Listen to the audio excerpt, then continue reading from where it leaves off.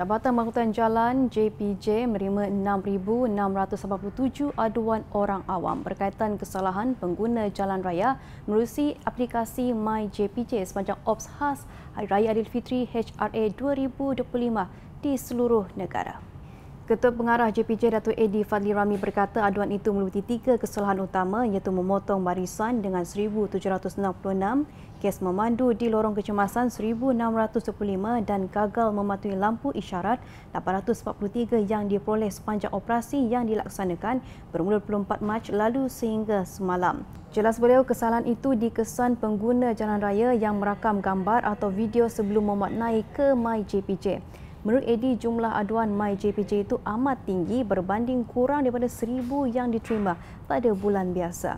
Dalam hal itu, beliau berkata JPJ mengeluarkan 61,317 notis pelbagai kesalahan ke atas kenderaan dan pemandu yang gagal mematuhi peraturan ditetapkan.